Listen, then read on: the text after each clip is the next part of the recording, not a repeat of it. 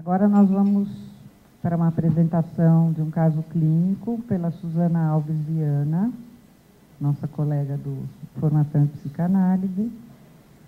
A Suzana é psicanalista, docente, supervisora do Departamento de Formação em Psicanálise, doutora em Psicologia Clínica pela USP, autora do livro Contra a Transferência, a questão fundamental do analista, pela escuta. E o caso clínico que ela vai apresentar, ela intitulou de O Sonho de Selma. Ou, desculpe, o sono, é porque eu dou aula de sonhos, eu tenho muito isso, né? O sono de Selma, não sentir nada. Eis o tempo mais doce da vida. E os comentários serão feitos pela Thalia.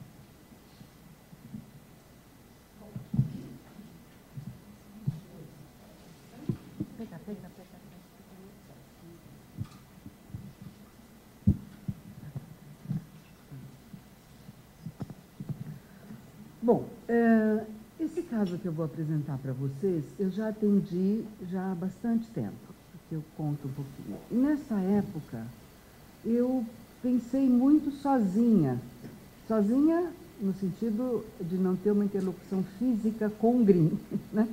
Pensei muito GRIM, mas não tinha com quem conversar sobre o GRIM, não tinha alguém que tivesse assim uma reflexão mais aprofundada. Então, eu estou achando ótimo agora poder trazer e ouvir tanto a Helenice como a Thalia, que tem uma formação nessa direção, né? Uma formação que eu digo, não só teórica, essa formação psíquica de alguém que se dedica muito tempo pensando na questão.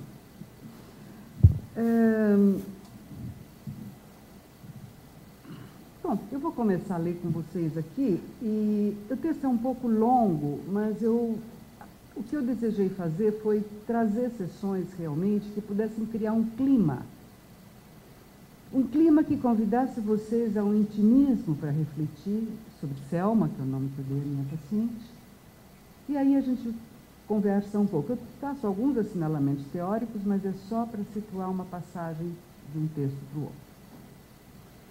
Então, eu chamei, né? O sono de Selma, não sentir nada, eis o tempo mais doce da vida. Há cerca de 15 anos, junto a outros 2 colegas, fiz um trabalho no qual cada um refletia sobre seus casos difíceis. O que lhes trago é o segmento de algumas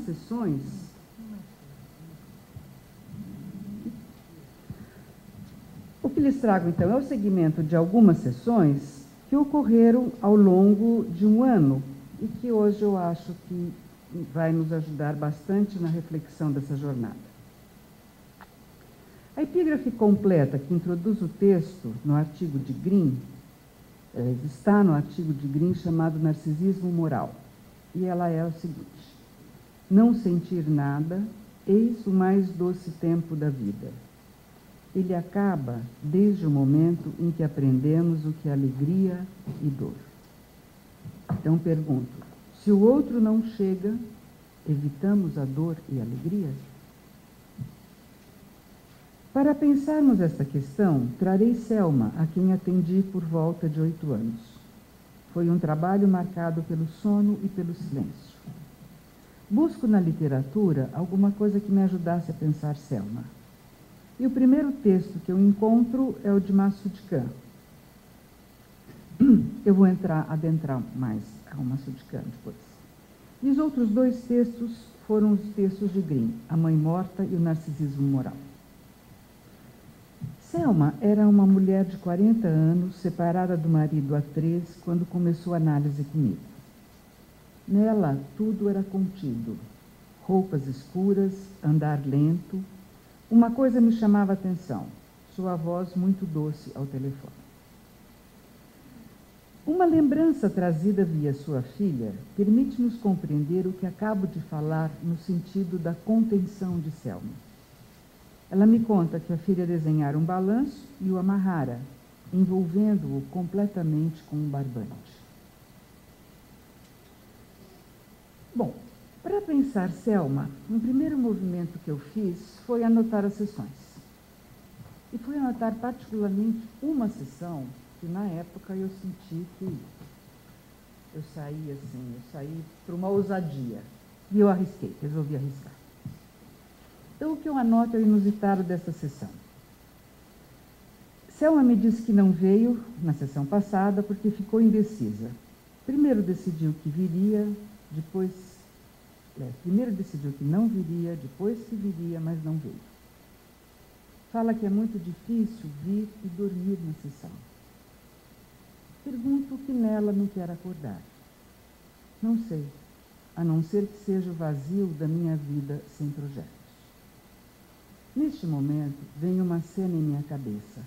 Ela, a mãe e a irmã, na casa da mãe. Ela ia sair de casa, mas desiste, fica com elas. Mas cada uma dessas mulheres encerradas em seu próprio silêncio. Falo a ela dessa cena. Não me responde e começa a entrar no mutismo. Em meio ao silêncio, a sua barriga começa a fazer ruído sem parar. Depois de um tempo, eu resolvo arriscar. E digo para ela o seguinte: que, em parte, ela se congelava para mim, seu eu pensante, seus braços cruzados fechando seu corpo, mas a barriga dela me respondia. Estava em movimento, em processo de digestão. À medida que eu falava, os sons, o ruído aumentava. Parecia uma conversa. Resolvi continuar, né? Falei para ela que sua barriga representava uma parte antiga dela, anterior ao seu eu pensante, que construíra uma Selma ideal para quem ela, eu e o psiquiatra, que eu lhe havia indicado, éramos um fracasso. Os ruídos continuaram a se fazer ouvir. Ela quieta. Continuei. Falei da sua altivez, da sua arrogância, de estar sozinha, porque ela não podia fazer parcerias que não fossem as ideais. Falo também de um outro lado, da grande tristeza que ela temia caso viesse a entrar em contato com suas perdas. A análise, o filho, o marido. Por medo de uma imensa tristeza, ela se congelava. Melancia calada e a barriga fazia ruídos. Ao final da sessão disse: ninguém quer viver comigo. Eu digo que achava que antes disso acontecer, ela se afastava de todos e abandonando, como pensava que em parte ela fazia com a análise, quando não vinha a sessão. Mas daí me parecia natural que as pessoas fossem embora mesmo. E este era o risco que sua análise corria, de que desistíssemos, porque achar que ia mesmo adiantar continuar.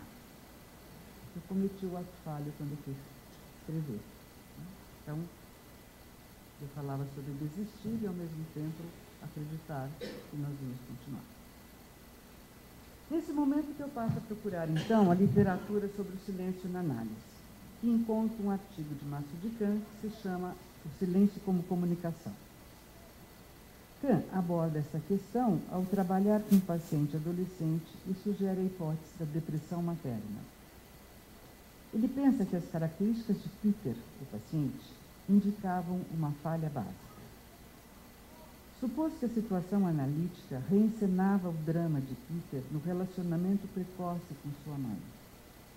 Supunha que, quando criança, fora reduzido à impotência, inutilidade e exaustão, na tentativa de despertar uma mãe deprimida.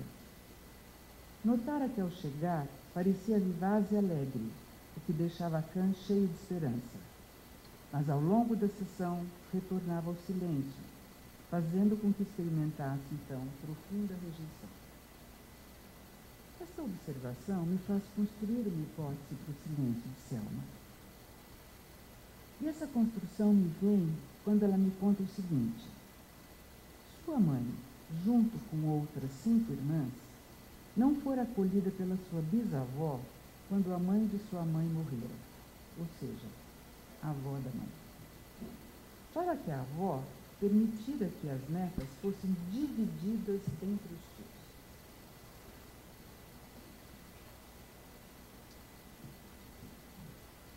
Entre os irmãos da mãe, né?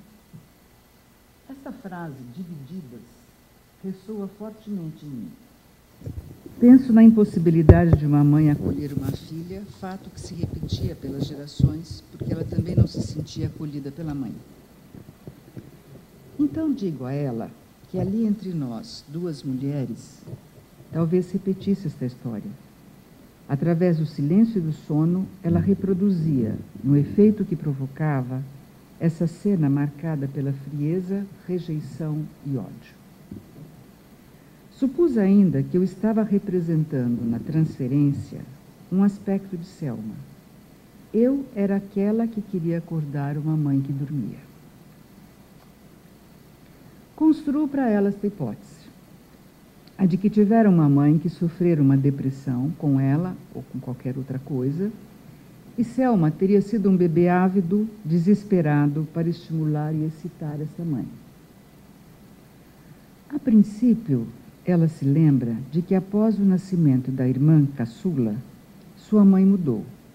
Antes era uma mulher alegre, mas quando sua irmã nasceu, teve convulsões e os médicos disseram que era preciso aguardar pelo desenvolvimento dela para saber se ficaria alguma sequela.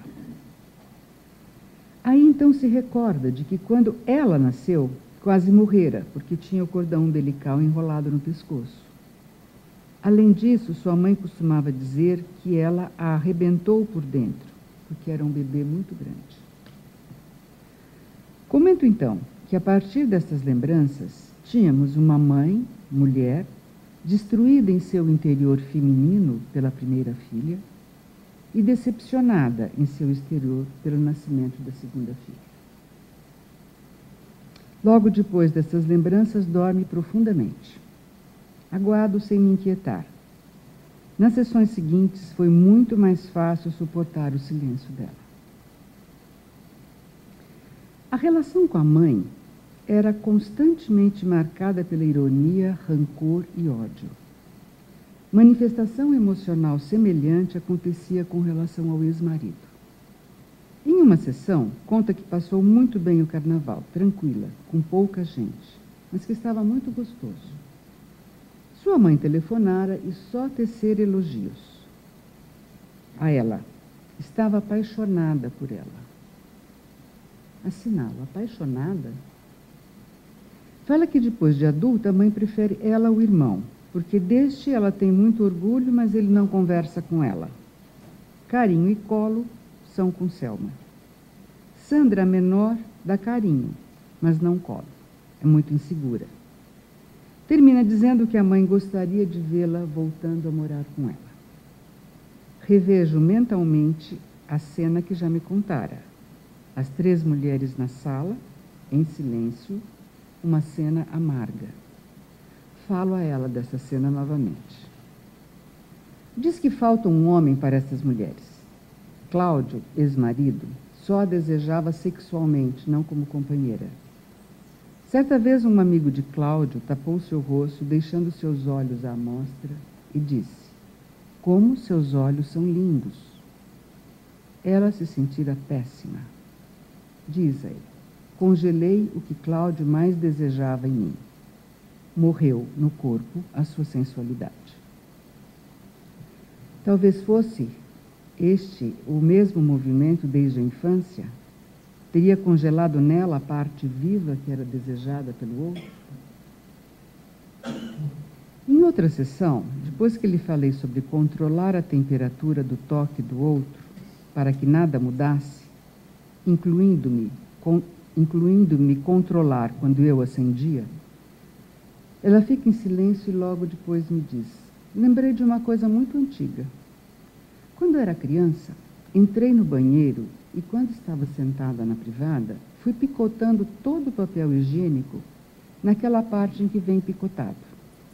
Deixei tudo preparadinho para ser usado. Quando minha mãe se deu conta, perguntou: quem foi a pessoa gentil que deixou tudo picadinho? Quando Selma, certa de que fosse receber um prêmio, se revelou, levou uma reprimenda ou um castigo da mãe. Embora eu tenha com Selma teorizado a hipótese de uma mãe deprimida, alguns aspectos me deixavam em dúvida.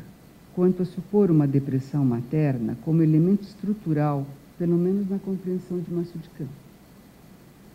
Achava que a transferência, reeditava uma situação conflitiva, e o silêncio de Selma, na maior parte das vezes, me visava de forma hostil e vingativa.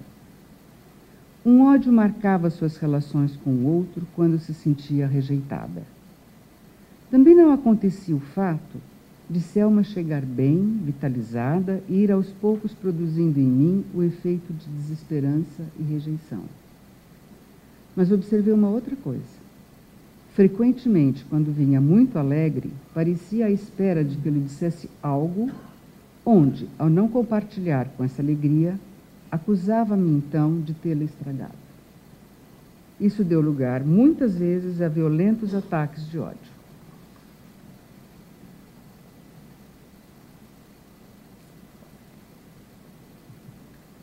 Também não demonstrava uma regularidade ímpar às sessões.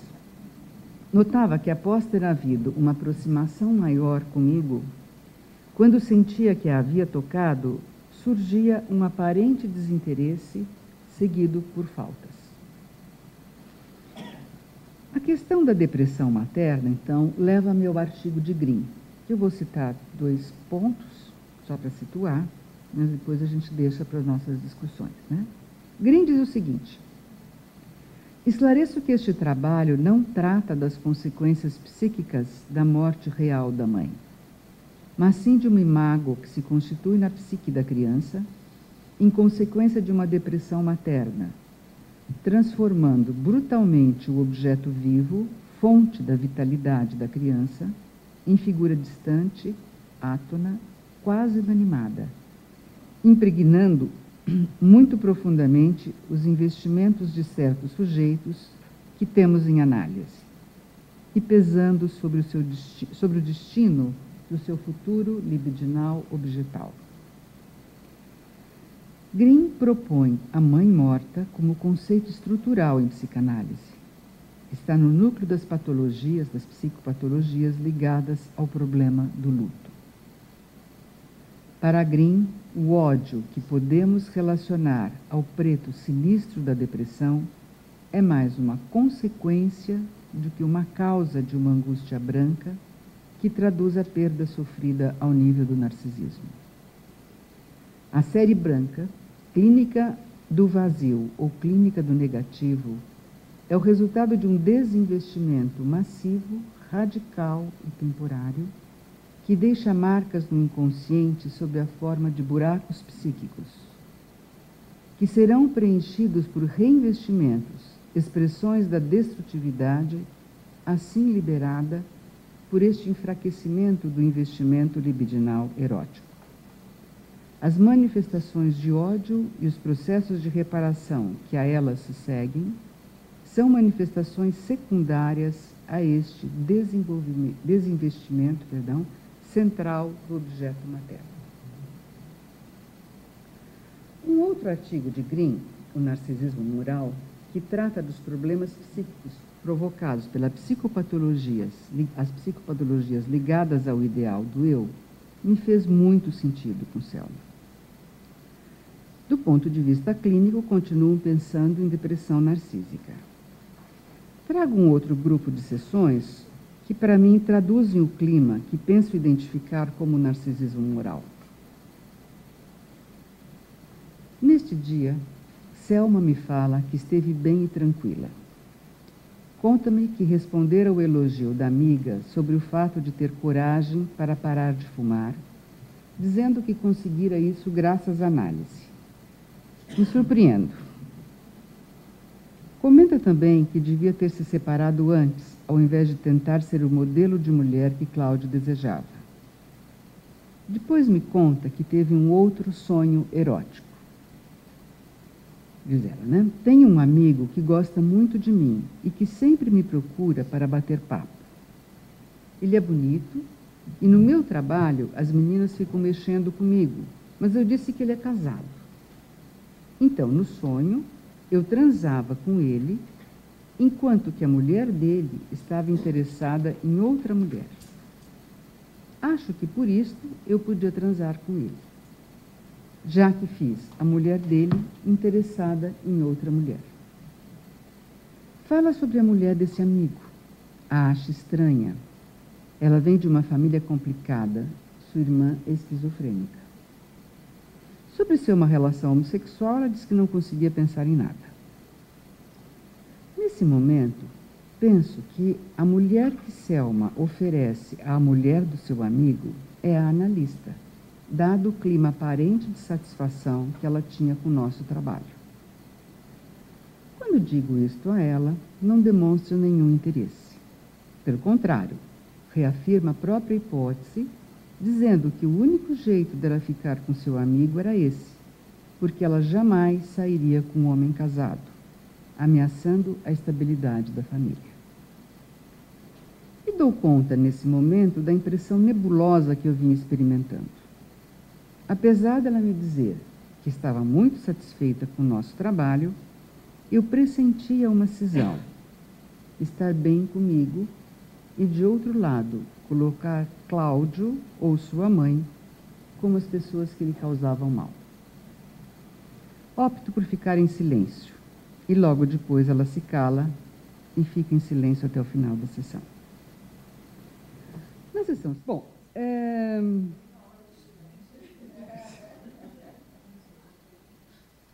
sim, estou aqui no final. No final da sessão. Então, na sessão seguinte, ela diz para mim que chega um pouco atrasada e fala que hoje era um dia ruim, que ela talvez não devesse ter vindo porque estava com muito sono. O final da semana fora gostoso. Apesar de não ter saído no sábado, ficar lavando umas roupas sujas da filha, ela fez com tranquilidade. No dia seguinte, foram a uma festa na escola da filha, depois almoçou fora e passou a tarde lendo. Comenta que agora conseguiu voltar a ler até 2 livros por semana. Aí se cala e o silêncio se instala. Permanece longo tempo. Nesse tempo, penso novamente no seu sonho e penso compreendê-lo melhor. Digo, vou te acordar. Penso que no sonho que você me trouxe, você é ao mesmo tempo as 2 mulheres. Para a mulher do seu amigo, a estranha, porque louca, você dá a analista, mas ao mesmo tempo toma distância dela, através de se experimentar como a outra, a que tem o homem, a sã. Hoje, quando o silêncio retorna e o sono começa, penso que você é tomada pela angústia e pelo desânimo, porque percebe que a sua parte louca está aqui. Você a trouxe para a sua analista, mas aí você dorme. Me ouve em silêncio, não faz nenhum comentário e logo depois percebo que está ressonando. Quando termino a sessão, aviso que não trabalharei no dia seguinte, na sua próxima sessão. Lhe pergunto se ela deseja outro horário. Marcamos, mas ela não vem. Minha fantasia de que se esqueceu. Na próxima sessão, ela diz mesmo que se esquecera da sessão, que tinha ido almoçar com o pessoal do trabalho, porque tinha sido convidada. Dias depois. No começo da sessão me diz, estou toda dolorida, acho que dormi mal à noite, porque estava com frio, me contraí toda, não me agasalhei bem. Durante a sessão, começo a sentir uma grande preocupação com ela. Tenho medo de que ela se mate. As coisas que me diz na sessão não ressoam em mim, são falas despidas de sentido. Fala-me que vai viajar para a sua cidade natal, de carro, né? E está muito feliz com isso. Neste momento, penso que ela pode sofrer um acidente. Fala ainda que hoje ela não tem vontade de ir ao curso de História. Tem também o lançamento de um livro, acha isto mais interessante, mas para ambas as situações a minha impressão é de vazio. Depois destas falas, dorme. Sinto dificuldade em reunir o que experimento. De um lado, um forte sentimento, o medo da morte, que surge em mim, e de outro, a distância que ela está em relação a isso. Aos poucos, começo a pensar que o desejo de morte fica no sono dela. E meu medo é que ele invada a vida consciente dela num ato. A fantasia do Ocidente. O Ocidente, né? Resolvo então lhe falar algo assim. Estou tentando acordar você desse desejo de morte. Ela me escuta e aos poucos pergunta: você quer dizer que eu posso desejar morrer? Confirmo e falo que o sono dela não é repousante. Ela sente frio. Acho que no sono acontecia uma luta para não ser arrastada por este desejo. Ela diz que o sono dela não é repousante mesmo. A seguir traz uma lembrança. Quando sua filha tinha 6 anos, brincando com um gravador velho do pai, resolve fazer uma entrevista com o pai e a mãe. Pergunta do que eles mais gostavam. E ela responde que era de dormir.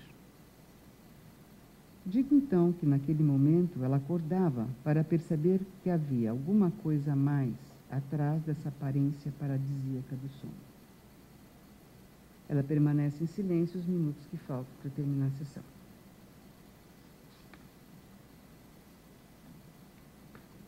Mais 2 sessões depois de uns 4, 5 meses. O clima de trabalho com Selma não era fácil. Eu me indagava se estava me deixando ser controlada por ela, quando se mostrava irritada comigo por, aspas, trabalhar na transferência, como me falara, ou se o clima estranho, gelado e silencioso que experimentava indicava para eu caminhar delicadamente. Esta sessão que eu relato é uma reposição a pedido de Selma, mas logo depois que eu lhe pedir uma mudança de horário. Depois de um silêncio curto, me diz: neste fim de semana, pude mesmo comprovar que estou me libertando do meu passado. Havia combinado com Marina de saírem juntas no sábado, mas Marina não ligou e Selma também não. Mas não ficou arrasada, não se importou muito, pensando que a Marina era assim mesmo. Conta que nessa semana encontrou Cláudio por acaso. Aliás, perdão. Ainda fez um comentário em tom de reflexão, dizendo que antes ela cobrara muito, tanto de Marina como de Cláudio, e cobrara neles, na verdade, o que faltava nela. Aí conta que nessa semana encontrou Cláudio por acaso. Ele veio até ela, conversaram normalmente, depois cada um foi para o seu canto. Eu digo: agora você tem um canto. Você o construiu aqui comigo. Ela me escuta e diz: Marina disse a uma amiga nossa que eu havia ficado muito mal com a separação, mas que superei sozinha. Marina me admira, mas fala assim por culpa, porque não esteve comigo naquele momento. Aí fala de uma reportagem na TV francesa, onde uma jovem com síndrome de Down era entrevistada. Perguntavam se ela esperava pelo príncipe encantado. Ela disse que sim. Quero um homem bem bonito, bom, não precisa ser rico, porque meu pai já é, mas que seja culto e ajude a lavar e a passar. Selma comenta que ela queria tudo. Esse parceiro ideal não existia.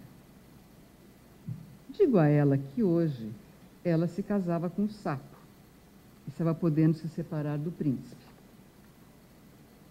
Selma comenta: o príncipe encantado não existe, o sapo é bem real. Fala-me que fora conversar com a orientadora da escola da filha, porque estava vendo Maria fazer os trabalhos da escola sozinha, ou com colegas de quem antes não gostava. Estava com receio de que ela estivesse sendo rejeitada. A orientadora tranquilizou, dizendo que Maria estava fazendo experiências novas e também testando outros amigos. Selma me conta que ela já não estava junto aos mais adiantados da classe. Fala que está podendo estar com os menos valorosos. Eu então comento que ela também estava encontrando os seus sapos. Ela ri e concorda. Logo depois disse: acho que Maria não vai escapar de uma terapia. Vai ser muito bom para ela. Vai ajudá-la muito. Eu digo: eu escuto o que você está me dizendo, que valoriza o trabalho que fazemos aqui, que é muito importante, mas também não deixo de ouvi-la dizer: Maria não vai escapar. Rapidamente diz: não, eu falei escapar por causa dela. Quando eu tinha 4 anos, ela fez uma terapia e gostava muito. Mas hoje ela tem um amigo que faz análise por muitos anos e foi em relação a ele que ela falou recentemente: terapia nem pensar. Então digo a ela que havia um paradoxo. Marina gostou da análise que fez, mas quando você falou com ela para buscar uma ajuda, disse: terapia nem pensar. Vejo também em você esse paradoxo. Selma perguntou: você quer dizer que eu não entro em análise? Não, é por você estar dentro da análise que posso lhe apontar isto. Um algo que reluta, um resto de silêncio e sono. Falo da irritação que ele tomava quando eu falava sobre a nossa relação ao vivo. Fico muito irritada quando você trabalha na transferência. Da irritação que ficava quando cometia um ato falho. No caso, ela tinha uma sessão de reposição, não veio no horário, mas vem 2 horas depois, no horário da outra paciente. E aí acrescento: suponho que quando relaciono estes acontecimentos comigo, você sente que me deu espaço demais dentro de você. E agora eu a domino, como antigamente funcionavam Cláudio e Marina. Acho que se sente humilhada e desprezada, se me entende querendo ser seu príncipe encantado. Escuta-me em silêncio e depois de um tempo me diz: sinto pavor quando você me fala em ser meu príncipe encantado. Eu pergunto se ela tem ideia do porquê. Penso em homossexualidade. Falo sobre uma colega de trabalho de quem sente receio de se aproximar. A sessão está terminando, aí eu digo para ela: o silêncio está rompido, você pode falar. Temos uma sessão no dia seguinte. Está bastante recolhida, fechada. Na sessão de segunda-feira, diz que novamente errou o horário. Viera mais cedo, chegando cerca de um horário mais cedo. Fala-me que está mal, está menstruada, não foi trabalhar. A sessão evolui em clima carregado, falando-me do horror e da vergonha, de como se sente como mulher, feia e gorda.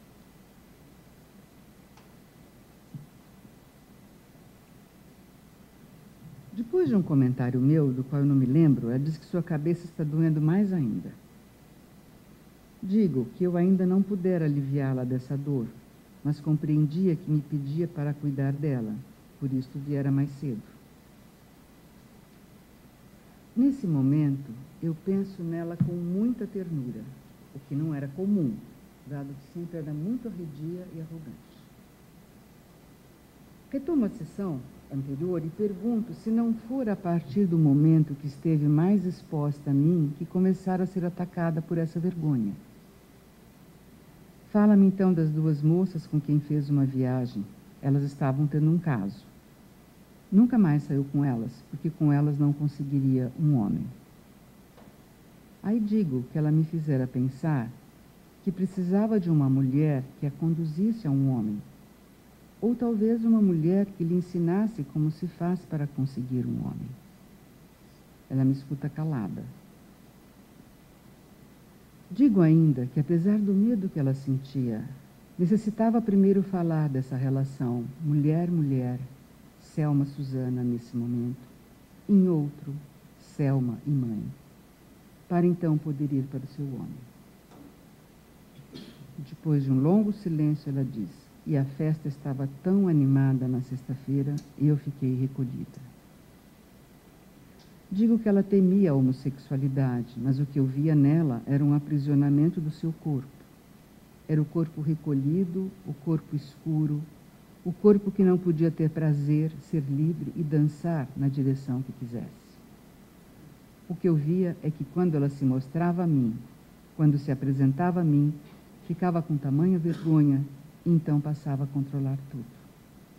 Achava que a dor de cabeça vinha daí, de controlar o prazer que este corpo queria ter. Me escuta em silêncio, mas calada, chorava muito. Retomo a epígrafe inicial. Não sentir nada, eis o tempo mais doce da vida. Ele acaba desde o momento em que aprendemos o que é alegria e dor. retomo para dizer que estas sessões expressam orgulho, vergonha e rancor. Green, no seu artigo sobre o narcisismo moral, ele cita Dodds. É um livro muito interessante que se chama Os Gregos e o Irracional. E ele sublinha que Dodds opõe as civilizações da culpa às civilizações da vergonha. Para tanto, toma como referência as duas tragédias de Sófocles, Édipo e Ájax. Dodds, segundo Green, liga a civilização da vergonha a um modo social, tribal, onde o pai é todo-poderoso e não conhece nenhuma autoridade acima da sua, enquanto que a civilização da culpa implica acima do pai uma lei. Aspas.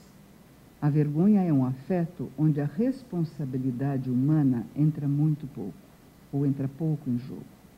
É um apanágio dos deuses, atingindo o homem passível de orgulho, a híbris, enquanto que a culpa é consequência de uma falta, onde a vontade do homem esteve engajada no sentido de uma transgressão.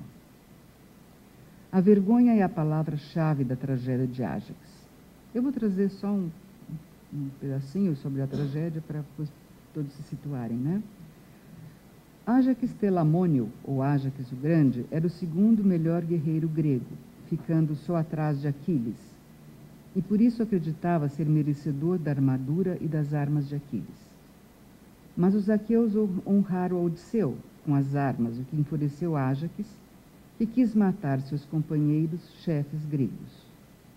Atena, para impedir Ájax, fez com que este delirasse e acreditasse que seus companheiros eram um rebanho de ovelhas que estavam ali.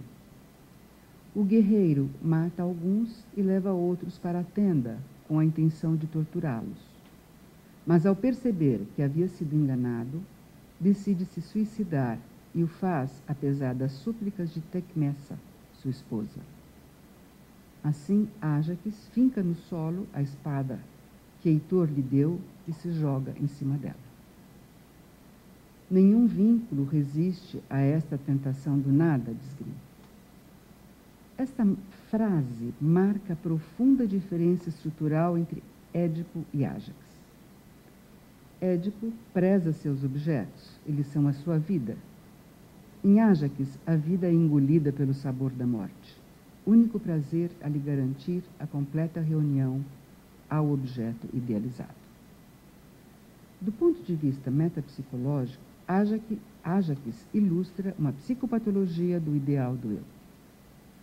Green assinala 3 aspectos fundamentais: a questão do objeto, a questão da escolha do objeto idealizado, a questão do corpo, tratada por Green como narcisismo corporal, e a relação com a mãe. Dentre eles, destaco a relação com a mãe, para seguirmos a linha da discussão que venho traçando. Voltando ao contexto teórico proposto por Green, temos que a mãe terá dupla função. De um lado, garantindo a satisfação da necessidade, garante, consequentemente, a soberania do princípio do prazer e a sobrevivência, abrindo para o sujeito o campo do desejo. De outro lado, garantindo a segurança do eu, instaura o narcisismo. Mas, diz Green, se esta segurança e a ordem da necessidade padecem de um conflito precoce, interno ao sujeito ou provocado pela mãe, assistimos, de um lado, ao esmagamento do desejo e a sua redução ao estatuto da necessidade. De outro lado, a ferida narcisista, por impossibilidade de viver a onipotência e, portanto, de superá-la, provoca uma dependência excessiva do objeto materno. A mãe torna-se o suporte de uma onipotência acompanhada de uma idealização cujo caráter psicotizante é bem conhecido na medida em que vem acompanhada de um esmagamento do desejo libidinal. Penso que a relação de Selma com a mãe detém esse caráter idealizado, mesmo progredindo na análise, e por isto entendo uma análise em movimento, parece-me que a relação com a mãe permanece congelada.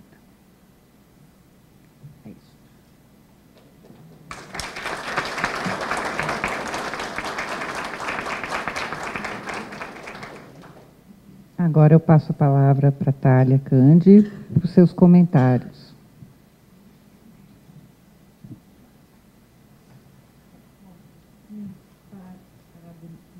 Suzana, né? É um lindo caso.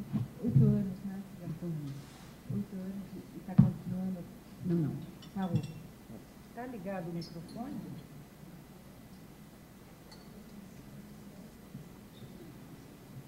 Tá uma luzinha. Alô, agora tá. Então, 8 anos, né? É muito coragem. A gente vê a coragem, né, de atender uns casos assim que assim, minha primeira impressão, quando eu li o caso, eu fiquei com sono. Eu li uma vez, falei, eu estou com sono. A segunda vez, eu senti de novo sono, né?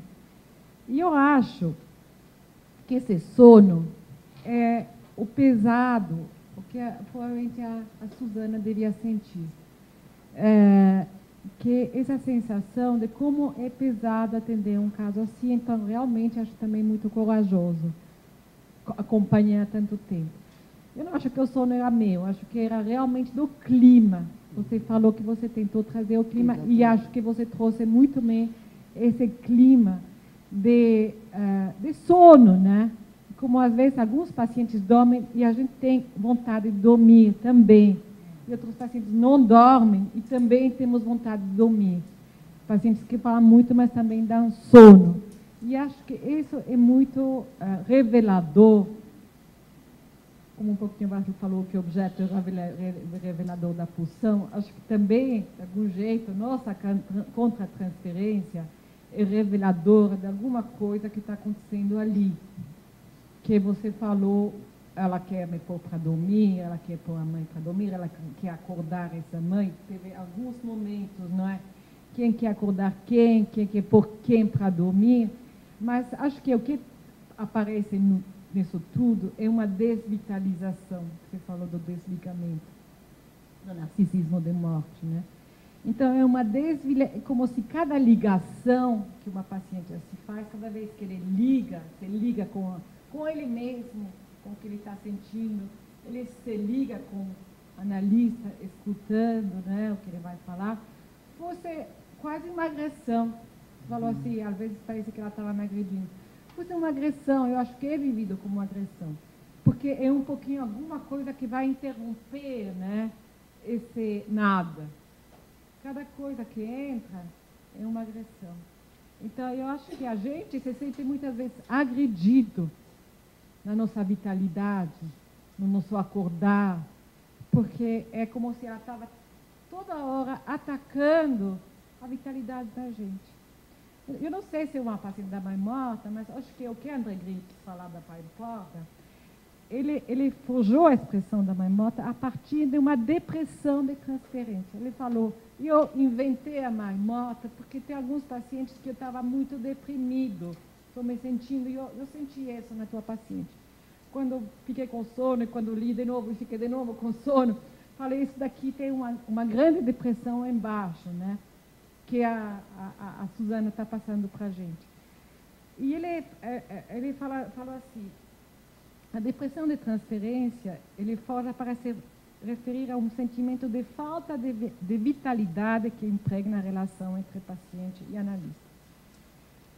E ele descreve um profundo sentimento de desesperança que faz com que todo o trabalho da análise escorra num enorme vazio. E eu senti um pouco isso, né? Porque às vezes a gente fala, mas no começo parece que essa paciente não tem nada. Depois você fala, mas ela tem uma filha, mas ela trabalha, mas ela tem um ex-marido. Mas a nossa primeira sensação é que essa paciente não tem vida, praticamente, não tem nada. Isso que eu senti. Depois eu vi que ela tinha alguns investimentos, ela tem uma analista, mas também ela tem alguns objetos internos, digamos assim, tem objetos de vida. Mas a gente sente uma grande depressão quando a gente... Eu acho que você comunicou muito isso para a gente, e nesse sentido é a tua contra-transferência, esse clima. Então, a ideia do pensamento clínico de André Green é poder trabalhar a partir dessa contra-transferência que você, de algum jeito, está toda hora trabalhando a partir dela, porque você tem pouco material, né? Tem uma paciente que dorme muito, tem uma paciente que não que parece que não associa, né? Ela não associa, tem que quase provocar para ela responder, e você associa muitas vezes por ela. Eu acho que alguém me perguntou no intervalo, o que a gente faz? Será que a gente não está invadindo quando ele está associando pelo paciente? Ele não está colocando nossa fantasia?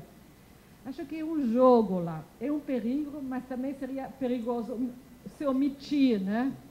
Se omitir, deixar o paciente muito abandonado e só interpretar a agressão de vir para a análise e atacar a análise e ficar quieto, é também uma agressão, é fazer agressão contra agressão. Então, a gente está nesse momento da tensão, de aguentar essa tensão que eu falei dela e poder imaginar, nesse momento da imaginação clínica.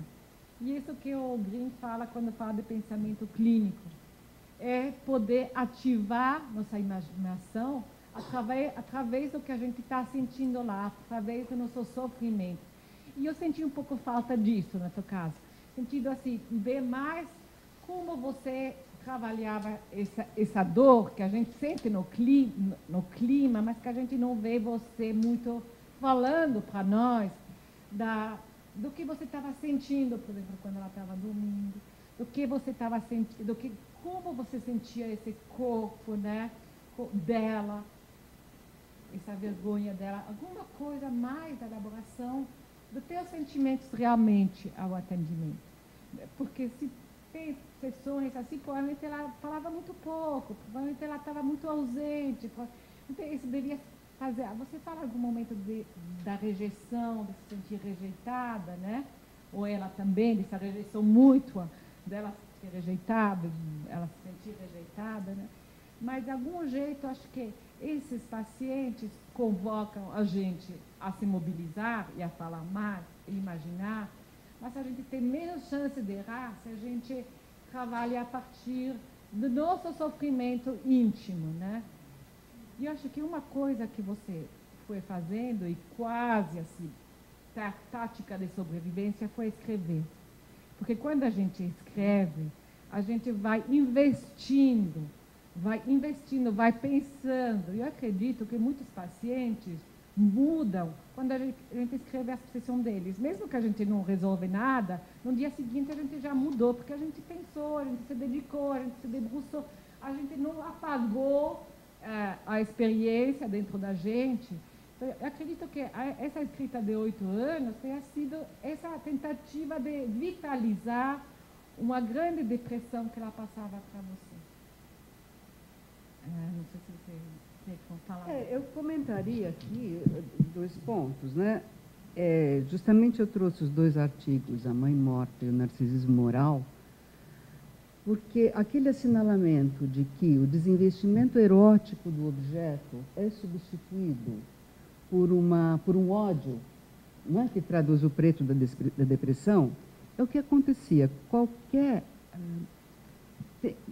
São muitas sessões, eu selecionei estas porque me tocam bastante e queria colocar esses 2 pontos, né?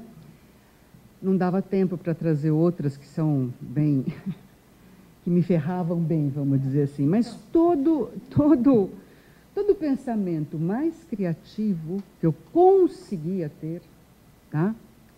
Ela dizia, não me diz nada, você está psicologizando tudo, Suzana. Tá? Ela era psicóloga? Não, mas era entendida. Então, era muito difícil ter recurso interno para pensar criativamente. Isso era, acho que, o aspecto mais acentuado da relação. E quando foi uma sessão que foi muito interessante, que isso aconteceu, e ela, então, eu vou traduzir este pensamento pelo fato dela ter uma lembrança de uma árvore, a romã, que tinha muitas frutas, era muito saborosa na infância dela. Ela subia na árvore, ela lia gibis na árvore, era uma outra Selma, né? E aí eu falo com ela, enfim, acho que a sessão termina, mas eu retomo numa outra sessão este momento assim, quase que momento bonito, momento de sonho, momento de símbolo. Ela diz para mim, não, mas a árvore já foi cortada há muito tempo. né? Então, era essa acidez que caracterizava praticamente as nossas sessões. Mas havia momentos também de profunda dor, né? Como eu trouxe aqui para vocês, profunda dor e de reconhecimento do trabalho, com todas as dificuldades assim, que ela sentia. Mas, assim, eu ouço pouco falar sobre o narcisismo moral. Eu não sei se vocês podiam falar um pouco mais sobre esta, não sei se eu posso falar, numa contraposição entre a mãe morta e o narcisismo moral. Seriam vertentes, aspectos, né, dos casos difíceis que o Green trabalhou, porque me foi um caso que me contava muito da Selma. Bom, em relação ao narcisismo, né? Eu acho que realmente, para Green, ele trabalhou na questão do narcisismo de vida e de morte, e também o narcisismo moral, né? Tem um texto do narcisismo moral. Mas acho que a grande contribuição de André Green foi em relação ao narcisismo de morte, né? Que é ligado com o narcisismo moral, com uma certa idealização que você é como se o narcisismo de morte, né? Fosse, como você falou, um fechamento com um objeto idealizado que impede qualquer contato, onde tem um conforto, onde tem esse sono, né? Que já está abastecido com algum objeto idealizado bom, e qualquer objeto que tenta entrar não vai ser objeto idealizado. Então, nesse sentido, que eu acho que o que você estava sentindo, que era uma constante agressividade, era uma tentativa de abrir esse narcisismo. Não é a ideia de desidealizar, né? E acho que nesse momento também o Green fez um grande diálogo com Winnicott, no sentido de poder justamente criar esse objeto transicional. No sentido que o objeto mãe, no começo, você fala o objeto da necessidade, ele é o objeto da ilusão, ele entra, né? Ele se adapta, ele vai entrar no sono, vai dormir junto. Até que o paciente bebê possa acordar aos poucos, porque o acordar aos poucos é ver que o objeto do mundo externo é o objeto da desilusão, o objeto que nunca se adapta, é um objeto do mais ou menos, não é? É a mãe analista que diz coisas que ela não gosta e que ela vai poder reclamar, né? Talvez, por mais difícil e paradoxal que seja, este ódio é a ligação com o objeto. Sim, exatamente. Eu acho que o objeto, a ligação é o ódio. Eu acho que quando ele fala da mãe morta, é que a única saída é pelo ódio. Não tem amor possível, porque o amor, de algum jeito, é emprisionamento, engarrafamento, o amor é traumático. Eu acho que ele vai falar isso. As lembranças amorosas são traumáticas, por isso que ela precisa atacar. Assim que tem uma coisa boa, ela precisa ou faltar, mas a árvore já está cortada. É muito traumático. Então, nesse sentido, a gente sente que o objeto ruim, ela faz o analista um objeto ruim porque é o que é possível ela aguentar, né? O objeto bom não é bom porque ele vai embora. O objeto bom, acho importante que quando ela fala dos pais dormindo, porque eles estavam dormindo juntos. Eles não estavam dormindo separados. Ela dorme sozinha, né? Eles gostavam de dormir, mas dormindo juntos. E isso era traumático. A mãe morta, ele vai falar que o paciente acorda a vida para ver que a mãe não é dele, que a mãe é do pai. E aí vai poder se estourar a terceira idade, os três objetos, né? E isso é completamente traumático para qualquer pessoa, né? Perceber que ela está viva para o outro. A mãe não estava morta para mim, não estava disponível, mas com minha mãe, com meu pai, ela dormia, ela transava. Então, essa relação da mãe morta, e isso eu acho que quem faz é o setting. Acho que, por exemplo, essa ideia dela faltar, eu acho importante, porque pacientes assim, às vezes, não faltam. Eles precisam vir para você falar quanto que você é ruim. A briga era potente. Então, ela poder faltar, eu acho que é um ganho nesse momento. Poder não precisar estar sempre presente, se submetendo. Eu acho que às vezes a gente não sabe quanto que é bom quando os pacientes faltam. Eles faltam para nós, para brigar um pouco menos, eles faltam porque eles podem um pouquinho começar a criar esse espaço deles, né? Então, por exemplo, o que ela fazia quando ela faltava? Ela te atacava ou, ao contrário, ela te aliviava, falando, bom, você vai ter um tempinho, um tempo de mim, um tempo mais... Depende. Às vezes eu ficava extremamente preocupada com ela. É. Às vezes eu ficava extremamente preocupada, dependendo do momento. Às Ela... vezes, a maior parte das vezes era sentida como rejeição mesmo, né? Não estou nem aí para você. Mas o que a gente sente mesmo é que tem um investimento muito passional, né? Dela, uma paixão intensa, né? É bom você tocar nesse assunto, porque eu justamente trouxe a questão da mãe, né? A palavra apaixonada que aparece numa sessão, justamente para pensar a intenção dessa paixão. Intenção, né? Sim, exatamente. A gente sente que é uma relação extremamente apaixonada, mas, por outro lado, a paixão esvazia, alimenta. Ela está aí, está dormindo, está bom, não precisa falar. Ela está com a mãe grudada, está bom, não precisa se desenvolver. Então, é uma paixão que a gente diferencia do amor, né? Porque o amor, de algum jeito, ele tem mediação, ele tem um limite. Aqui uma paixão que quer grudar, né? Ela vem ou para brigar, ou para não fazer nada, ou para dormir, né? Eu acho que nesse momento, a ideia de estrutura enquadrante, vou retomar um pouquinho a teoria, e de narcisismo, é muito interessante para nos ajudar a pensar casos assim. E em 1987, ele vai falar do narcisismo de vida, André Green, e ele vai falar que o narcisismo de vida é uma estrutura tridimensional formada por duas partes, justapostas. Os cuidados maternos, que surgiam com os aspectos positivos, barulhentos, visíveis, objeto de amor, objeto de ódio, a mãe boa, a mãe má, que a gente vê muito no teu relato, né? Por outro lado, os aspectos negativos, invisíveis e silenciosos, que resultam da introjeição da estrutura enquadrante dessa relação primordial. O que é a estrutura enquadrante? A estrutura enquadrante é um espaço vazio de investimento.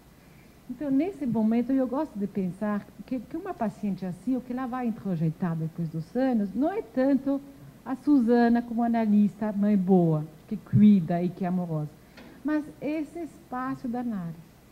A própria análise que pouco a pouco ela vai poder levar com a gente. Esse espaço vazio, né? O espaço onde ela pode, uma vez dormir, uma vez conversar, mas que ela tem esse sonho que você falou, um sonho que vai descansar, no espaço uma árvore de romã. Às vezes uma árvore de romã, às vezes um espaço vazio.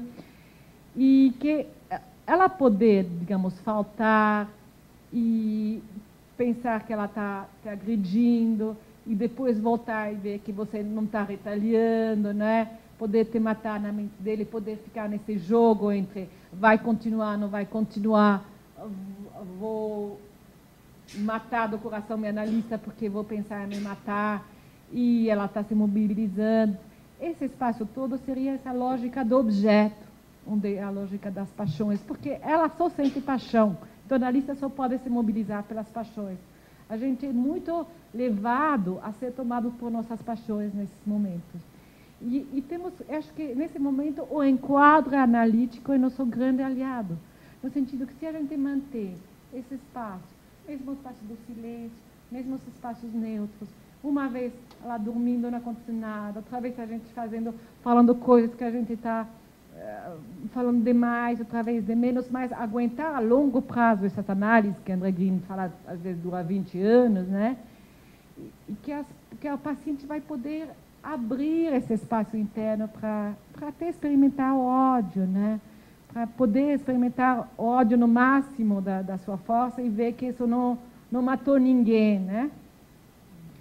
E poder abrir esse campo das representações, esses campos da imaginação, esses campos da ilusão, né? Da desilusão. Acho que é isso que eu teria para falar.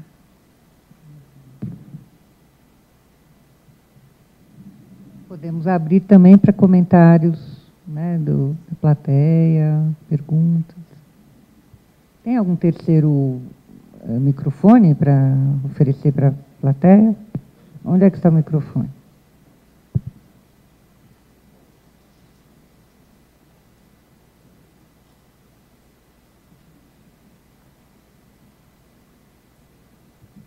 Maria Luísa.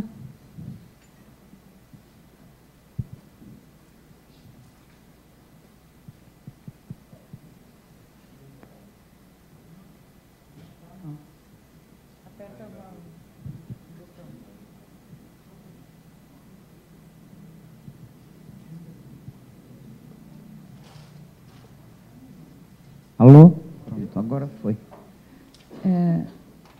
Eu estava pensando, enquanto eu ouvia, né, primeiro eu ouvi a Suzana, antes da sua pergunta, né, da sua colocação, da colocação da Thalia, depois dizendo que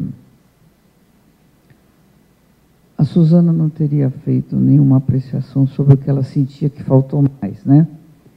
E aí eu pensei, engraçado, por que que eu, ao ouvir, né, senti o sono, sentia também o que que a analista estava sentindo, né? Ou seja,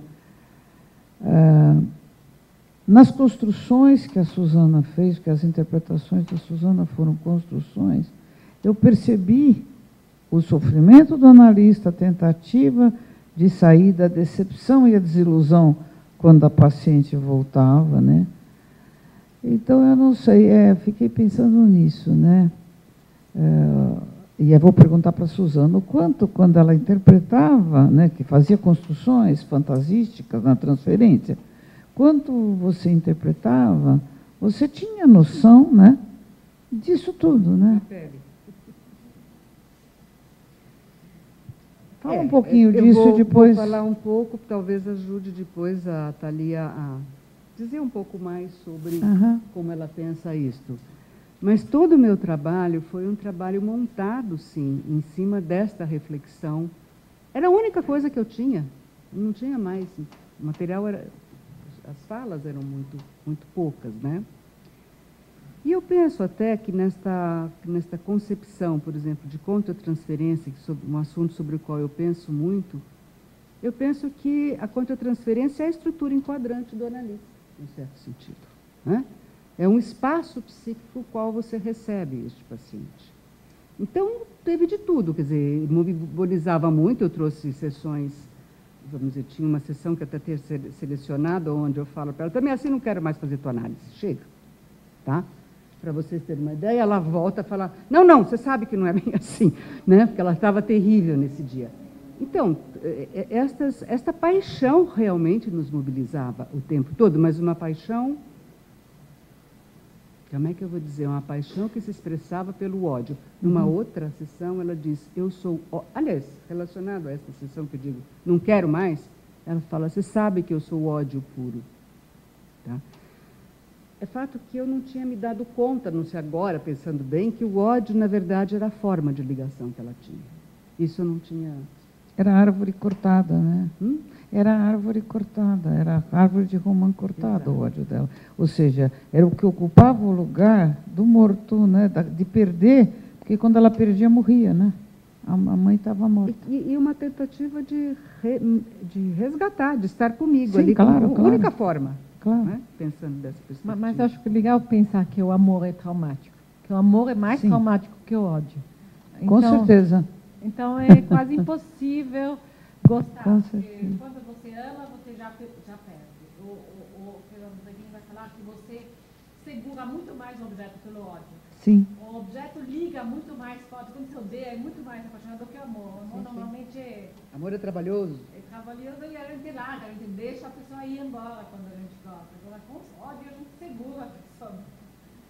Então, nesse sentido, ela estava muito mais ligada, ela fazia você sentir muito mais ligada a ela com ódio, né? Isso, perfeito.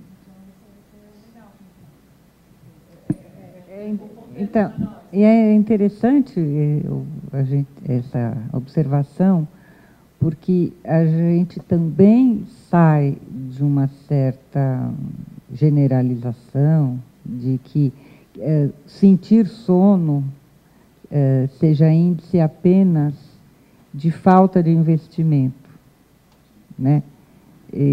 Então, o ódio não só um desinvestimento, o ódio provoca também um investimento que obriga você também a sentir sono para se proteger.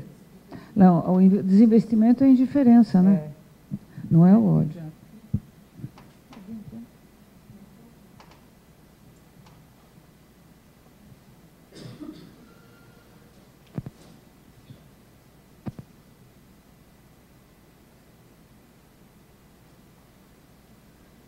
Não precisa fazer silêncio agora, viu? Silêncio era do caso.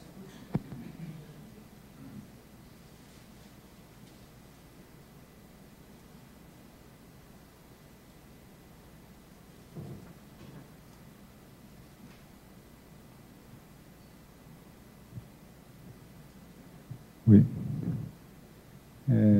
Por favor, se apresente. Tá. Meu nome é Luiz. É interessante porque eu não senti sono na apresentação. Eu senti assim quase uma conversa de barriga mesmo também aqui. Assim, foi uma intensidade diferente. E difícil de pensar.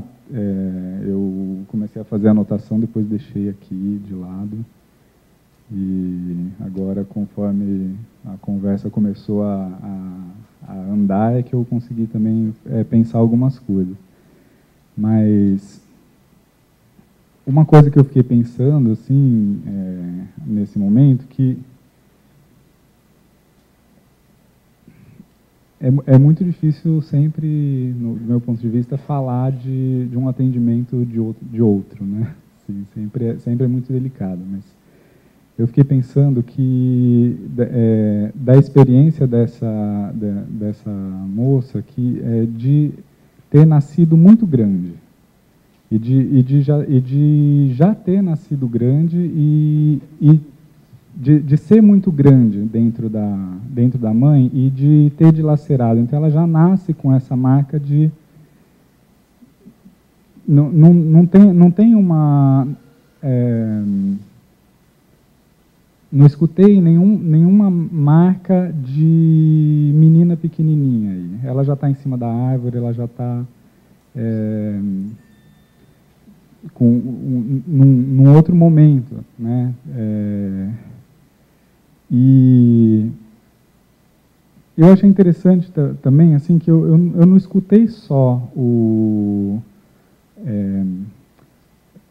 da sua apresentação, ela dormindo, ela atacando, não escutei alguém que não associa, porque tem alguns momentos em que ela faz associações, tem lembranças, e por mais que seja muito pouquinho e que seja difícil de continuar a partir dali, tem, né?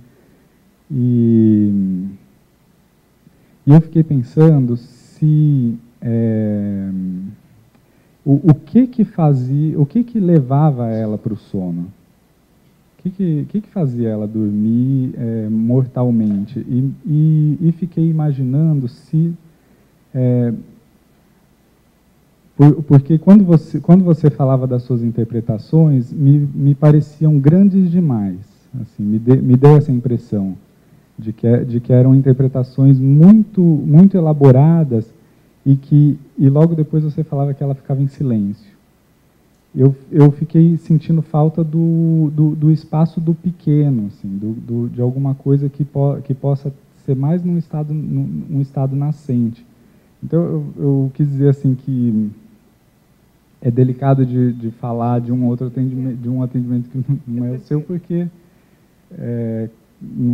enfim, não estava ali, eu estou aqui, né, nessa escuta. Mas me deu essa impressão, todas as vezes que você falou, aí ela dormiu, me deu essa impressão de que tinha uma coisa muito grande que entrava nela, que essa entrada é como se repetisse esse grande demais que dilacera.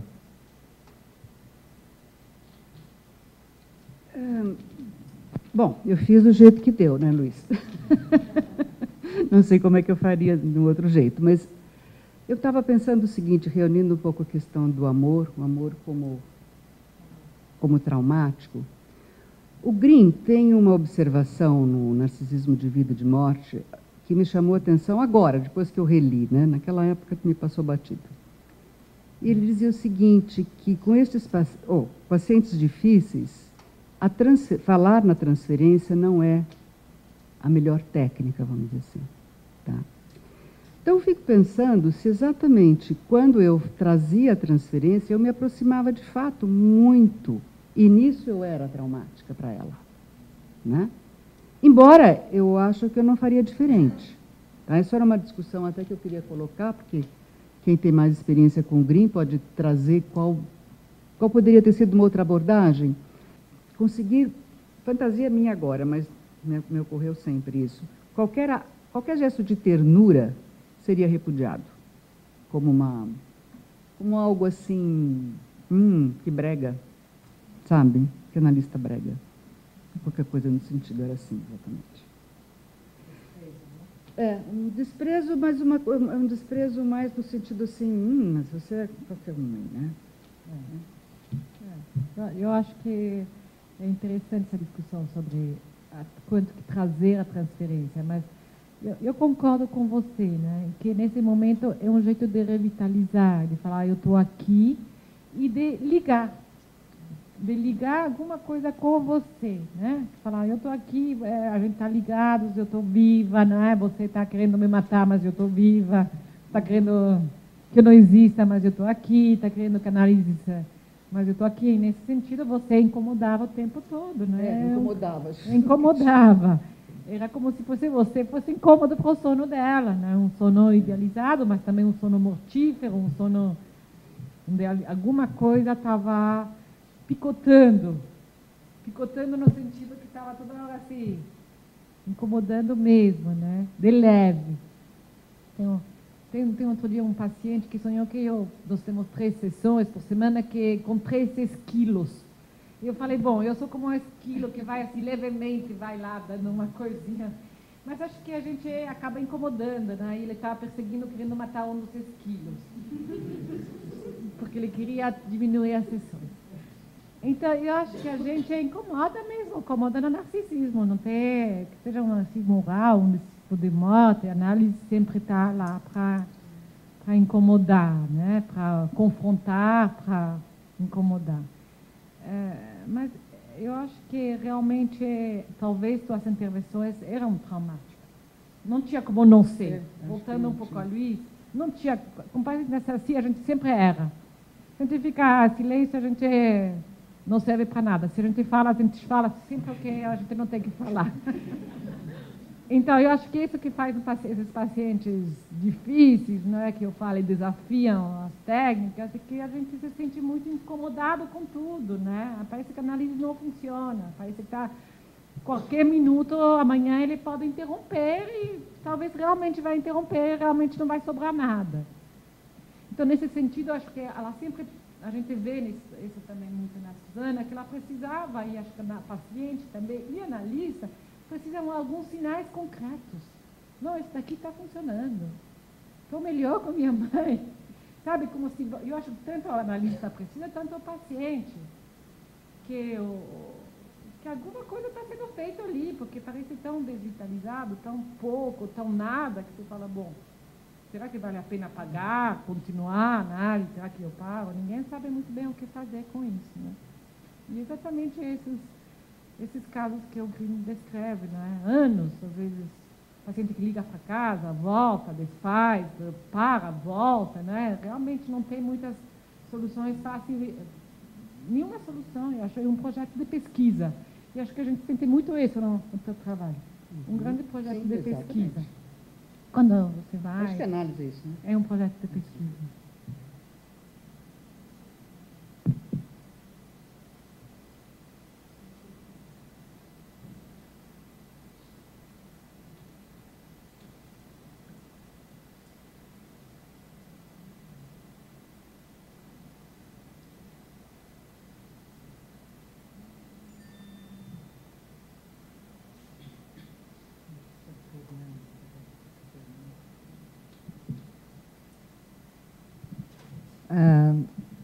Eu estava lembrando, né, que eu estou vendo com os alunos do primeiro ano, lá do formação, a questão da membrana de parexcitações.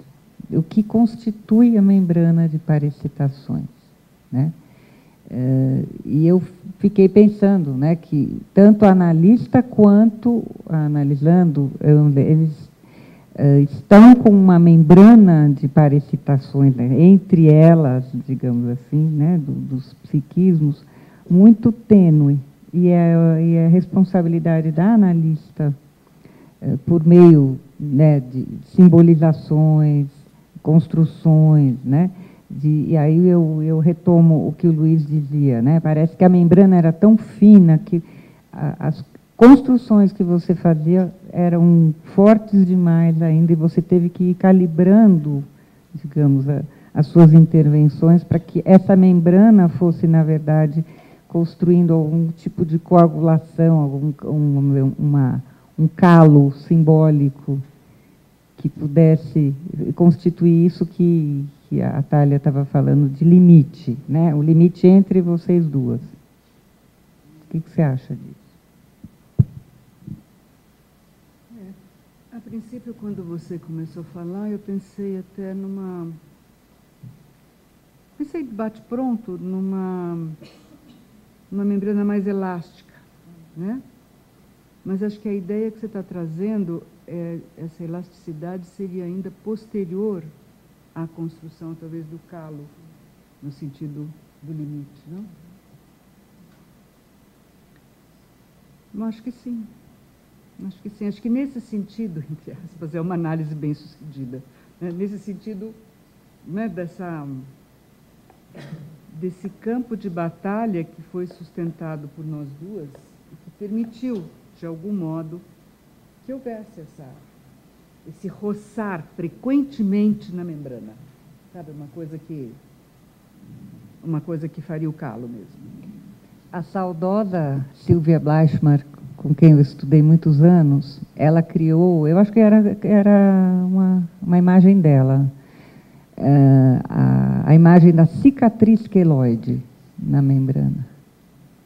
E justamente não tem essa flexibilidade, mas é aquilo com que você pode contar naquele momento. Então, você tem uma membrana como uma cicatriz queloide, porque fala do traumático, né?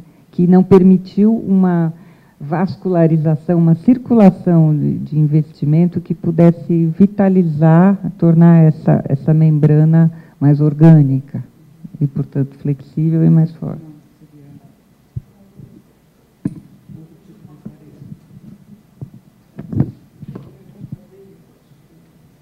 Pensando, né? Sei lá, vamos supor se a gente estivesse na sessão, a imagem que ele trouxe, o que você falou, vamos supor, não sei, essa questão de interpretar a transferência tem sua medida e seu limite. Mas vamos supor que a gente está na sessão e acontece uma dessa, fica quieta aí, você está falando de novo essas coisas. Pensei assim, que poderia ter sido dito para ela, se a gente tivesse agora pensando o caso, né? Tivesse com o caso na sessão. Eu acho que uma das coisas que resolve com esses casos é quando a gente pode assumir a transferência no aqui e agora. Eu diria assim, talvez dizer assim para ela agora você está me sentindo como alguém que te aperta. Acho que você está me sentindo como uma mãe que aperta você. Porque o problema do grande é a mãe que aperta. Entendeu? Quer dizer, a vivência do bebê vai ser estar sendo preso, apertado, exprimido. Não tem espaço, né? E quando isso ocorre, atrapalha essa questão realmente da sensação que vocês viveram juntas. Pois a gente pode interpretar a transferência em casos graves, até na somatização grave. Mas quando ocorrem essas manifestações, que são de fato repetições, talvez o legal seja você está me vendo agora como aquela mãe está me pedindo que eu vá mais devagar. Eu falo assim, né? É uma coisa que ajuda muito a construir essa história do espaço. Não sei o que vocês acham. Eu acho legal o que você falou, porque acho que é a questão da imaginação clínica, né? De poder colocar imaginação, né? Poder imagens, né? Que ela pode nos ajudar a pensar. Acho que o pensamento é isso. poder ir colocando imagem e testando e vendo se funciona. Exatamente, hipóteses provisórias para a gente poder já pensar o que ele está sentindo, para ela dar representação a esse corpo que estava meio amorfo, né? O que está apertando, o que é apertar, né? Dá representação mesmo.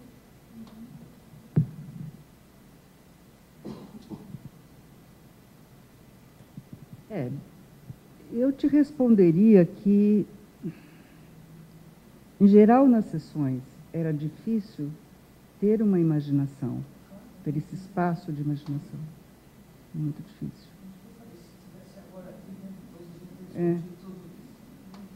Não, e mesmo porque ou era algo muito, de algum modo, muito, talvez até muito bem construído, vamos dizer assim, intelectualmente, né? Porque esse era um aspecto que ela tinha, ela precisava se ligar muito se ligava ao trabalho intelectual. Ou então era brega, era uma besteira que eu estava falando. Então, se eu falasse alguma coisa que eu falei para você por um momento de... Não sei, agora é uma fantasia também, mas eu estou te apertando, por exemplo, como... Talvez se eu ligasse, né? Como você se sentiu apertada no útero, né? Quando ela... Né? Talvez ajudasse um pouco, porque ela tinha me contado essa história, mas se eu falasse alguma coisa... Não, talvez... Não, só estou falando para você que tinha algo que... Tinha que ser muito cuidadoso a colocação para não ser dispensada de imediato, né? Mas agora o que eu quero recuperar, que é fundamental, eu acho, é que esta era a forma de ligação, por mais louca que fosse. Isso eu não tinha me dado conta. Longe, agora distante desses 15 anos, eu não tinha me dado conta de que isso era uma forma de ligação. Eu acho que você falou uma coisa bem interessante da louca, né? Porque o Green retoma muito isso na loucura pessoal. Fala, a gente tem que enlouquecer. A gente não enlouquece, né? A gente não está conseguindo pôr essa imaginação clínica, ela é louca. Nesse sentido. Então, é a loucura pessoal do analista que vai conseguir fazer trabalhar nossa imaginação clínica para poder investimento, para poder imaginar as coisas mais loucas, que a gente está muito longe, né? E que a gente vai testando. Então, a loucura é por aí mesmo. É isso, eu acredito mesmo. Muito nesse caminho.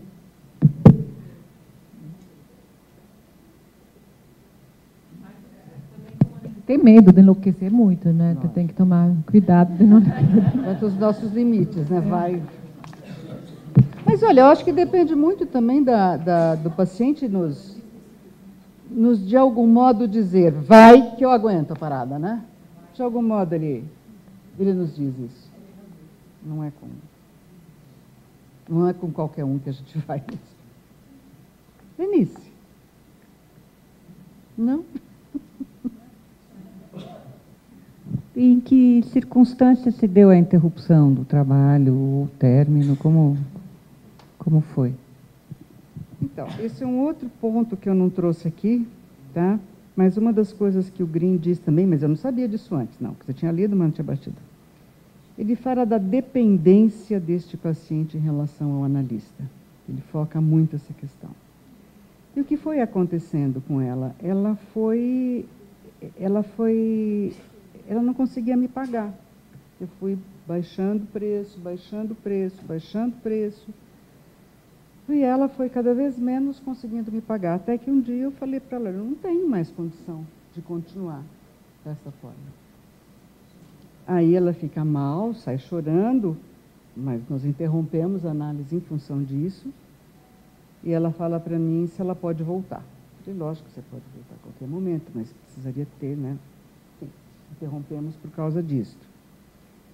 Então, até aproveito, ao contar isso, perguntar se... Porque depois eu fiquei pensando se isto era um sintoma dessa dependência silenciosa que o Green fala desses pacientes com relação ao analista. Ela fazia de você sustentava ela, né?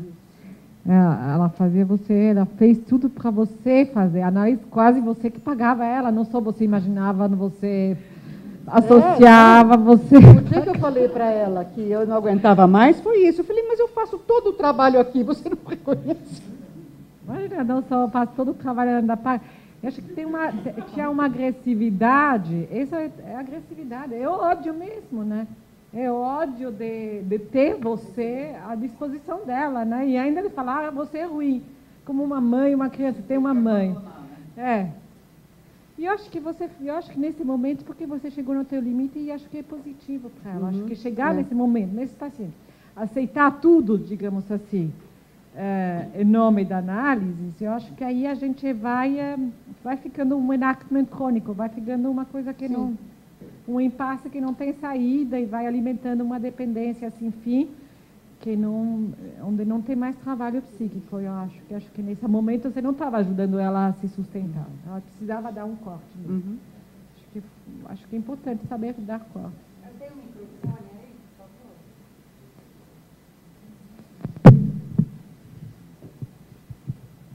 Bom dia, meu nome é Caio. Eu queria saber se esse não pagar dela não poderia se caracterizar como um teste, uma tentativa de prova de que seria um vínculo verdadeiro que existe entre vocês. Na fantasia dela, de achar que este era o vínculo verdadeiro. Então, é nesse sentido que eu estou levantando como essa hipótese da dependência que o Green traz, né? A gente levou muito tempo trabalhando essa questão, de todas as formas, a questão da diminuição do pagamento, até o momento que realmente eu disse que não continuava, né? Eu acho que, então, eu não sei se é isso que você está me perguntando, é Caio? Se você está me perguntando que ela alimentava a fantasia de uma experiência de vínculo sem limites, é isso? Na verdade, um teste para ver se eu deixar de pagar você, o nosso vínculo vai continuar. Se é um vínculo verdadeiro ou é só porque eu estou te pagando. Não sei se ela chegou, porque ela já tinha bons anos de análise comigo, né? Então, acho que assim, eu acho que era mais profunda a questão, Caio, nesse sentido de uma... Acho que isso mais profundamente, não que ela tivesse uma consciência de que eu estou fazendo isso, né, para... Enfim, quero uma prova sua, mas de que talvez fosse esse anseio ainda por uma idealização de que a relação com o objeto materno seria uma relação sem limites. Eu concordo com você. Acho que era um sacrifício que ela estava pedindo. Porque o narcisismo, ele sempre pede o sacrifício, né? Então, ela estava quase testando, falando, mas quanto você vai se sacrificar por mim? Mas eu acho que aí você entra no jogo do narcisismo de morte, não é? Alimentando o narcisismo de morte, né? A gente é perigoso, né? Uma coisa radical, onde você se doa para o outro, né? Onde você não tem identidade, como se ela quisesse que a Suzana se doe, né? E aí acho que aí é difícil. Acho que aí não tem que continuar quando a gente sente que a gente está alimentando esse narcisismo de morte, né? Essa coisa fechada.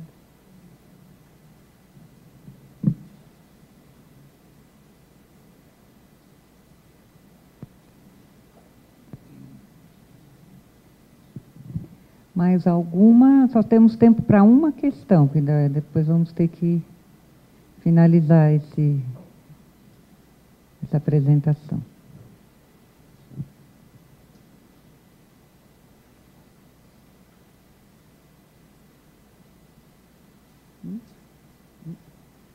Bom, então Eduardo que está falando.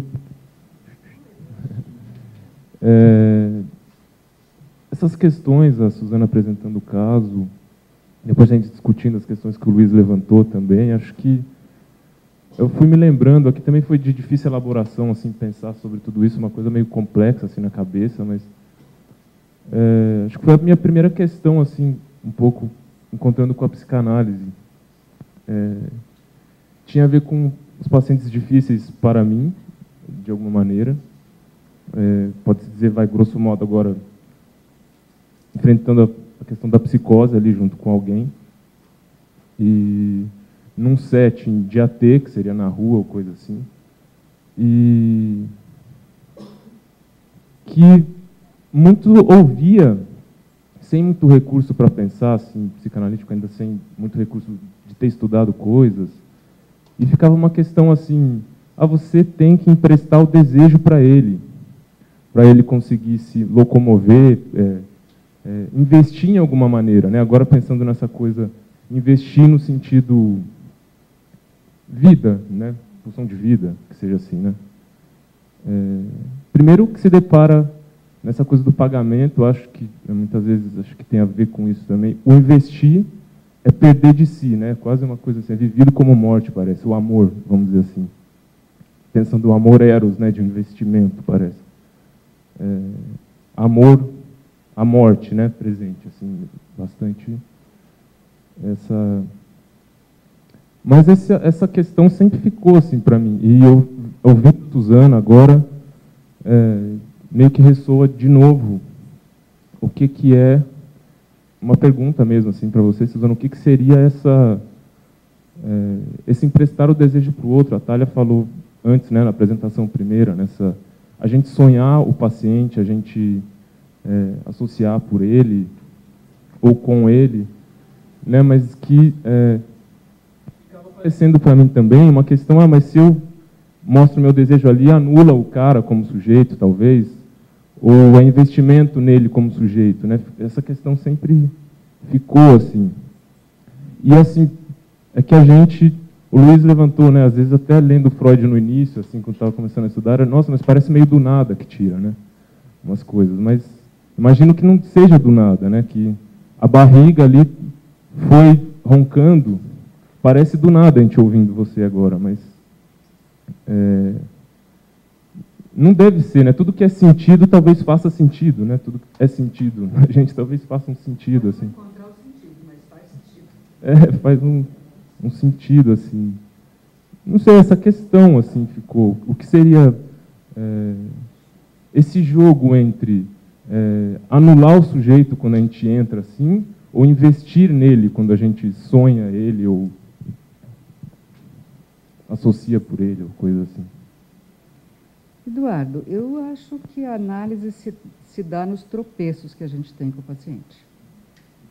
Eu acho que se não tiver um tropeção, se não tiver um esbarrão, não acho que está acontecendo análise. Lógico que a gente fica preocupada, mas acho que ao longo do tempo eu fui ficando muito menos preocupada com isso, de se eu estou invadindo, se eu não estou invadindo. Não, realmente não é. Passo a pensar, se um pensamento desse me ocorre, se eu estou invadindo, eu passo a pensar o que ele significa. Tá? E passo a procurar sentido para ele. Aí sim. Mas não tenho esse tipo de preocupação, porque acredito fielmente que a análise se dá no esbarrão. Tem que tocar. O esbarrão supõe também, voltando ao limite, né? 2, né? 2. Sem esbarrão não há, existem 2, tem que haver 2. O esbarrão também vai montando essa membrana, como a gente está falando. Lógico que há pacientes, não é, que a gente precisa muito menos disso. O paciente entra, você fica mais como que mantendo esse enquadre, o enquadre psíquico da presença do analista. Faz isto, fica garantindo isto. Lógico que isso é desejável sempre, tá? Mas com pacientes como esta minha paciente, este enquadre não dava para acontecer sem esbarrão, sabe? Sem tropeçarmos uma na outra. Até poder, você vê que ao longo desses 15 anos, ela está ainda muito viva dentro de mim, né? Eu hoje tive uma compreensão aqui que eu não tinha sacado a importância do ódio na relação. Aliás, acho que entendo hoje o artigo do Winnicott, ao pé da letra, a importância do ódio na contra-transferência, ou na transferência, né? Então, se eu estou viva, eu acho que o paciente está vivo. Tá? Exatamente. Não pode haver indiferença, como você trouxe, você mesma trouxe. Eu acho que essa ideia do investimento é bem importante, porque a gente vai investindo aos pacientes. Agora, eu destaco essa ideia do processo. Porque você vai ver, né? Tem gente coisas que a gente fala que você esquece e o paciente esquece. Então, às vezes você ela falou de sapo. E o sapo começa a crescer, ele sonha com o sapo e começa a ter uma ligada a sapo. Então, às vezes tem que deixar fazer o caminho, né? Você fala uma palavra, você faz um olhar e esse olhar de repente vai adquirir sentido. Só que não vai adquirir sentido nesse momento. Vai adquirir sentido um mês depois, um ano depois. A pessoa lembra um ano, aí você falou para mim, isso me machucou. E você falou, quando que falei? Ano passado. Ano passado, faz um ano que ela não está querendo falar do que você falou, mas ficou. Então, o que você falou, tem um esbarrão, ficou, né? Mas tem que aguentar ou não saber. Você não sabe se vai ficar, se não vai ficar, que se estamos caminhando para frente, não dá para se adiantar. Agora, a gente vai investindo, às vezes a gente investe no vazio, a gente não sabe. Então, essa ideia do narcisismo da analista que eu peguei é poder segurar que a gente não sabe, que a gente não vai saber, que às vezes a gente vai saber só daqui a um mês, mas a gente vai falando, vai acreditando, vai sustentando a esperança de que alguma coisa está acontecendo ali, né? E então, acho que essa é a nossa dificuldade, né? Essa ideia do poder trabalhar num terreno muito pantanoso, a gente não sabe, né? Realmente a gente não sabe. E acho que o paciente às vezes também não sabe. Se o paciente sabia, é bom, porque a gente sabe que a gente tem um enquadre, a gente tem horário para receber, e horário para começar, horário para acabar. O que vai acontecer? Por falar em horário para acabar, né, enquadre. Então, estamos terminando, então, essa apresentação de caso clínico. Agradeço muito, muito mesmo a Suzana e a Thalia, em nome do departamento, esse encontro realmente muito enriquecedor, né, que pudemos fazer aqui. Tá? E convido a Thalia a voltar mais vezes para um diálogo com nossa comunidade. Obrigada, realmente, acho que também foi muito bom. O caso estava muito lindo mesmo, parabéns, né? E gostei muito. Obrigada.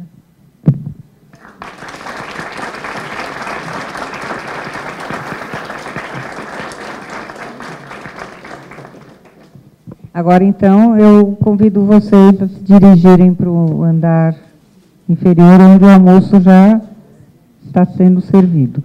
E nós retomamos às 14h30 com o Fernando Urubari.